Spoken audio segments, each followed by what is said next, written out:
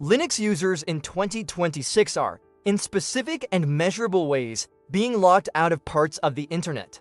Not the open parts. The open web continues to work for Linux users as it does for everyone. But the parts of the internet that are mediated by commercial services that require specific clients or that depend on security infrastructure that is calibrated for Windows and Mac have been increasingly inhospitable to Linux users over the last several years. The pattern has accelerated in 2026 in ways that have made it visible to users who previously had not noticed. Banking websites that demand attestation, streaming services that deny playback at full quality, government websites that require specific browser versions, enterprise applications that do not support the Linux platform, security tools that cannot be installed, verification systems that flag Linux devices as suspicious. Each of these is a specific point of friction. Cumulatively, they describe a pattern of exclusion that affects a growing population of Linux users in ways that the commercial providers of these services show little interest in addressing. I want to walk you through what is happening, why it is happening, what the specific examples look like, and what the realistic responses are for users who find themselves caught in this pattern. Let me start with the specific categories where the problem is most acute. The first category is banking and financial services.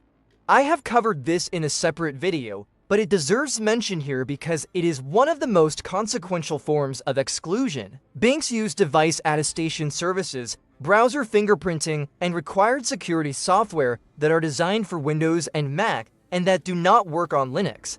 The result is that Linux users face specific friction when accessing their own accounts, and in some cases, cannot complete transactions that Windows users can complete. The second category is streaming media. Services like Netflix, Hulu, and various other streaming platforms implement digital rights management that has specific support for Windows and Mac, and that is either not supported on Linux or is supported at lower quality. A Linux user can typically watch Netflix, but only at resolutions that are substantially below what is available on the same content on a Windows machine. The specific quality differences are documented by the services themselves, and the reason is the DRM support that requires specific operating system infrastructure. The third category is corporate and enterprise applications. Many enterprise tools, including those for collaboration, for remote access, for security, and for specialized business functions, are developed with primary support for Windows, secondary support for Mac, and either no support or limited support for Linux. Users who work for organizations that use these tools may find that Linux is not a viable option for their work, or that they need to run specific workarounds to maintain compatibility. The fourth category is government services. Various government websites for tax filing, for healthcare enrollment, for identity verification, and for other official purposes have security systems that are calibrated for consumer platforms. Linux users may find that government websites refuse to authenticate their devices, require software that is not available for Linux, or simply fail with error messages that do not explain the actual incompatibility.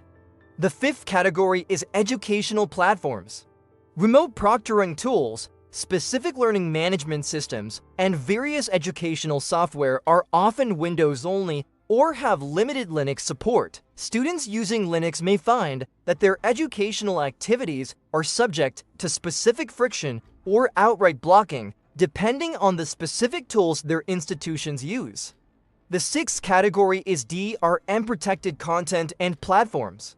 Beyond the streaming services I already mentioned, various other platforms that handle licensed content have specific client requirements that exclude Linux. Audiobook platforms, some game platforms for specific content, and some professional software distribution systems all have gaps in their Linux support that result in practical exclusion. The seventh category is device attestation and security infrastructure. A growing number of services use hardware-level attestation to verify that the device accessing them has not been tampered with. The attestation services typically work with Windows, Mac, iOS, and Android hardware that has specific security modules. Linux running on commodity hardware or on hardware with security modules that the attestation service has not recognized fails the verification and is treated as untrusted. The eighth category is the general treatment of Linux user agents by security and fraud detection systems. Websites that use automated security analysis often flag Linux users as potentially suspicious because Linux is a smaller share of visits and is overrepresented in specific categories of activity that security systems track. The flagging may result in additional verification steps, CAPTCHAs, or in some cases, outright blocking. Now, why is this happening? The causes are several and interconnected. The first cause is the commercial incentives of the service providers. Linux users are a small fraction of the user base, and supporting Linux requires specific effort, testing, and infrastructure. The cost-benefit calculation for many service providers suggests that the effort is not justified by the number of users. The result is that Linux support is deprioritized, and over time, the gap widens. The second cause is the security architecture that has been built up over the last decade. The infrastructure for device attestation, secure boot verification, hardware-backed authentication, and various other security measures has been designed around the dominant consumer operating systems. Linux, while technically capable of the same security features, is less well supported by the commercial security infrastructure. The support gap is specific and has accumulated over years. The third cause is the DRM and content protection requirements of the media industry. Content owners require specific security infrastructure for their content, and the infrastructure that has been built up to meet these requirements is aligned with the dominant consumer platforms. Linux users, who are a smaller share, get less support for DRM-protected content, and the gap is growing as content protection requirements intensify. The fourth cause is the network effects of commercial software ecosystems. The specific enterprise software that organizations use is chosen partly on compatibility with other enterprise software, and the common compatibility layer is Windows. An organization that standardizes on Windows-compatible tools is choosing to exclude Linux, even if no individual decision was specifically anti-Linux. The cumulative effect of many such decisions is that Linux is excluded from enterprise ecosystems.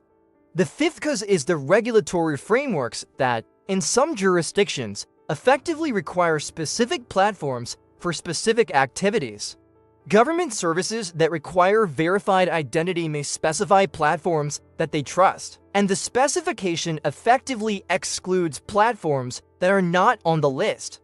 The list tends to include the dominant consumer platforms and exclude Linux. The cumulative effect of these causes is that Linux users in 2026 face a meaningful pattern of exclusion from specific parts of the commercial internet. The exclusion is not total. Most of the internet works for Linux users, but the specific parts that do not work are growing, and the trend is not toward better support. For users who are experiencing this exclusion, the realistic responses are several. The first response is to maintain a Windows machine or Windows virtual machine for specific activities that require Windows. This is the pragmatic response that many Linux users adopt. They use Linux for most of their work and keep a Windows environment available for the specific situations where it is needed. The approach has friction but is reliable. The second response is to advocate with specific service providers for Linux support.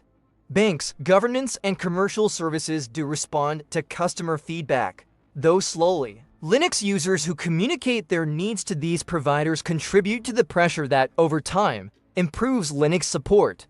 The third response is to choose service providers that support Linux well. Some banks, streaming services, and enterprise tools have good Linux support.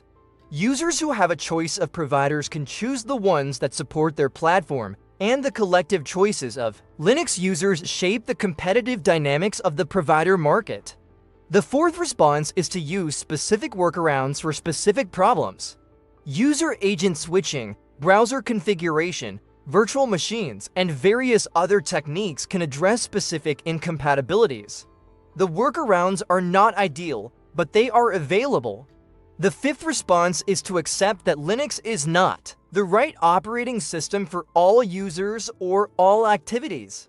Users whose specific workflows depend on services that are not well supported on Linux may find that Linux is not a fit for them.